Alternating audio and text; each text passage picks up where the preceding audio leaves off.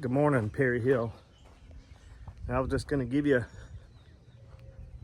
a little update on what we're doing on the farm. It's constant work, but I was going to show you some updates on the fruit trees. So last year we had, our first real peach production, and we had brown rot forming on our peaches. And after some investigation, we started pulling our peaches a little early before the brown rot took hold of it. And I'm gonna show you what that looks like. So there's what we would call a mummified peach. I need to get that off. And I can't tell if that was from last year or this year. But in general, here is our peach trees this year. First crops of these. Now you saw the video where we thinned them out, and that was just maybe 2 weeks ago. This is how much they've swollen up since then. I watered the trees real good last night and still watering one of them. But these fruit trees are getting ready, and I've seen a few, 1 or 2 spots that had brown rot. And that is something that looks like that right there. And it mummifies the peach. But for the most part, most of these peaches look great. And let me get so we're gonna watch them close because these peaches are very close. I did not spray these. It's been about probably 10 to 14 days since he's been sprayed. And you're not supposed to spray them to try to stop that disease, that fungus and insects, for about 14 to 21 days before you pick them. So we suspect these will be ready to pick by the end of this week. And now these trees are younger, or I say younger, the fruit looks younger. They're not swelling up and filling out like this Florida King is right here. And so let me show you this tree over here. You can see the difference between those peaches and these peaches. And then we have this tree. This tree never really did great. It's more, those took a good root system. This is more sprouts. We're gonna really trim this tree back this year and try to get one main tree sprout to grow. And but it does have peaches on it. I did spray these this morning, trying to keep any fungus off of them. Basically using a fruit tree spray, because down here with the humidity and bugs, if you don't get these stone fruits sprayed, you might get a few because they will be gone. And but that's how the fruit trees are looking. So just wanted to give you an update on that since you haven't. You can see up top some of those fruits up there. Not quite, if I can zoom it in here. It may be all the way zoomed in. But overall, these look great. We're so excited about them. And I took one down last night and ate it, and it's very close. It's not quite softening up, but it's sweet already. Just a little crispy. So here are the Kiowas, and they're bearing very well. Just to give you an update on those. So we're learning on trellising these. But you can see how many berries. Trying to keep it cleaned and easier to pick. And obviously we didn't do a great job. You can see where we tied them up with those green things when we pruned them last. And we're not sure. We're gonna have to look at this some more. Did we not prune them enough? Should we have pruned them again is what we're trying to figure out. Although, they have wonderful fruit on them, but since these are thorned, it's not gonna be a joy getting your hands in there to pick them. But that's where the berries are at. This is a cucumber. And so when we first hit these, we had to replant this side because we had that cold snap, and it just bit those cucumbers. I mean, they turned white on the top, and so we replanted. We're going to see how those come out. And then these are the pickling cucumbers, and they're starting to run up the vine. They look better too. They kind of got bit, but that looks a lot better. They come out of that little bit of a cold snap. They were kind of just coming out of the ground when the cold came. And this potato tower I've got to add today. I've already got stuff to add to it. I got to cut boards. I'm a little behind, probably about 3 or 4 days behind on that. But you can see the potatoes plants, how tall they are. I mean, this is almost shoulder height right there. Pretty close. And I'm going to add some more dirt to those, and hopefully see if it'll make some more potatoes. Piggy's squealing over here. These are snap beans, and this section of snap beans, they were diseased too right after that cold. Kind of like this. They looked really poor. I fertilized them and I cut all the pore out. I mean, I degloved these things. I thought I'll probably kill them, but you can see the difference between this leaf and these leaves. And this is what they all look like all over. And I took most of it off, and since then, I mean, within about 3 days, they jumped out of it. But these were planted, as you can see, I'm running up here, at the same time as I planted these others. I'm gonna show you the difference in these. That sun may be in your eyes coming up.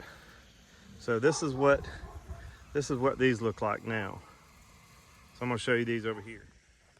Now this is the other set, and they didn't go through that stage where their leaves got damaged or brown. I don't know if there was something in the soil, but you can see these are quite a bit further along than those. They look really good. They're starting to go up the trellis now and actually starting to bloom. So you can see that. But those snap beans are looking good. We're also trying to get these carrots up. Eric started on this yesterday. So an update on that. He noticed that some of these older carrots were starting to have spots. Let's see if I can pull one up. Let's pull a carrot up. Well, that one looks good. But there were some that were not, he said they almost looked like they were trying to rot in the ground. Let's see what this one looks like. But see, some of them just never really filled out real good. So we didn't do as good this year as we did with our carrots last year. A lot of that may have to deal with us not babying enough, watering them or fertilizing them enough. We kept them wet, but we're going to figure it out. That we're going to try to get a lot of those carrots up. Peppers, I got to fertilize those today. They are looking good, and I got to get some stakes. That's something I have to find. Looks good. Pull this weed. Something else. Tomatoes. Now this will be on another video, but this morning I am going to fertilize these tomatoes. But pruned them yesterday, and it's time to hit them with some water and fertilizer. And but this is how they're looking. Very good. And I've got another project up here we're going to take a peek at. So let's walk over here. This is our morning view each day.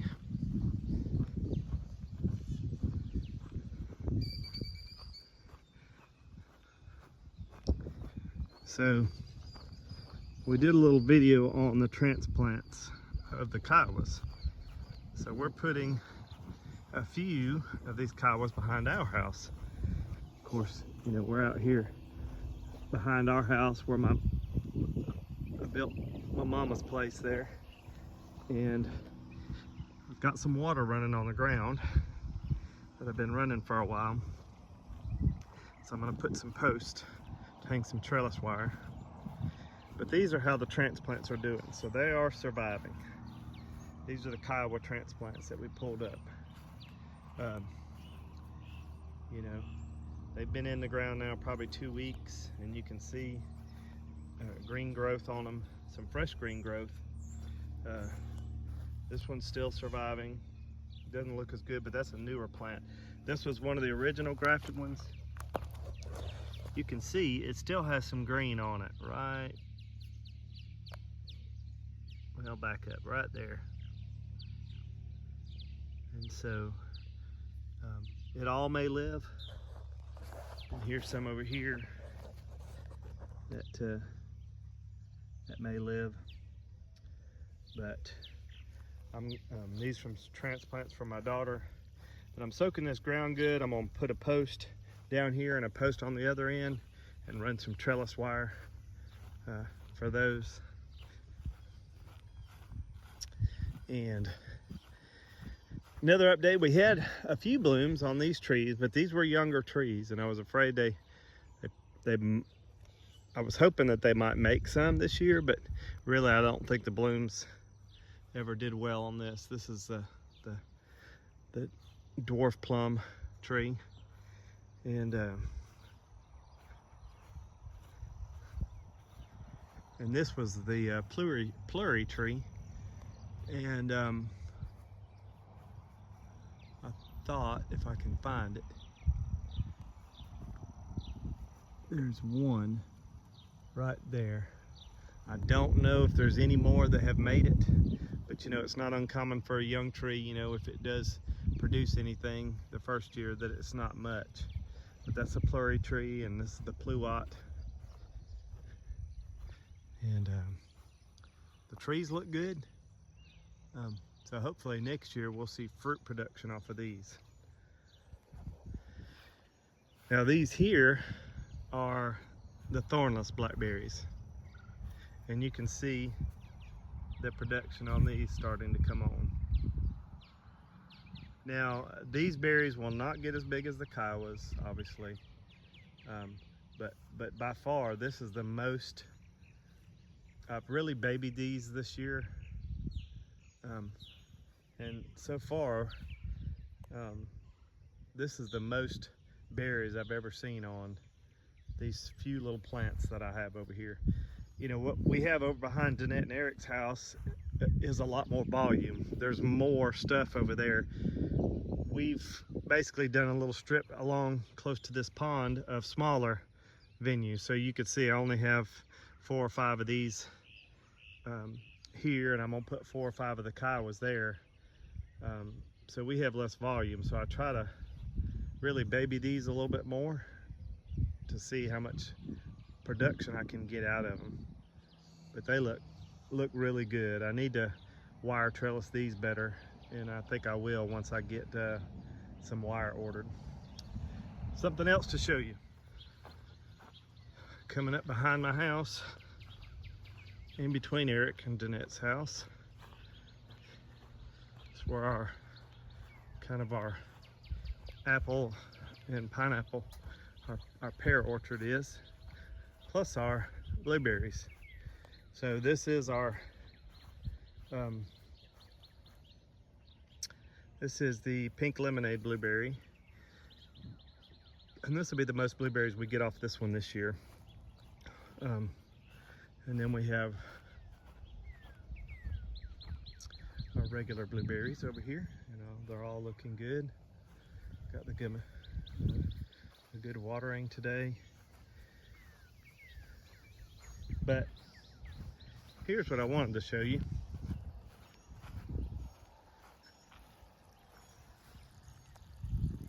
There. That.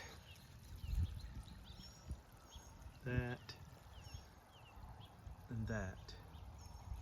This is a shell apple tree. And we got another shell apple tree. It's a small one. The difference between these two apple trees is just the rootstock. This tree I put over here, it will grow taller, about 25 feet high. But that's a shell apple tree.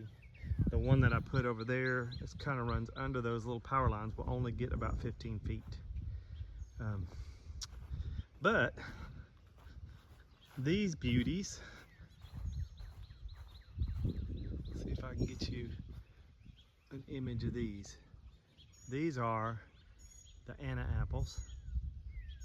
And this tree, you can see right there, it's putting on lots of apples. And this is the Anna, a lot of it blooming up top. It's just really starting to come out on the top. It's funny, the shell apples are already made and coming, and these are just now really starting to bloom. But this is the Anna apples. And then here, our update on these, this is the golden Dorsets. And very much like the Annas, about the same time frame, they're coming out and making plenty of apples. So hopefully this year we're gonna have an apple crop. We're so excited about that. And pineapple pear, you know, these are new trees. So this one, I had a few blooms, I was excited, but they never made it. But believe it or not, the Shinzi pear, which is young, actually had a couple blooms, and I'll show you. I don't know if they're gonna make, but there's two of the pears right there. There's another little pear. I thought there was another one over here. There's another little pear. They kind of look awkward. There's a couple right there. They kind of look awkward right now, but I've never had a Shinzi pear. But we're going to see how they turn out. Trying to keep them watered, and but that, y'all, is how things are looking.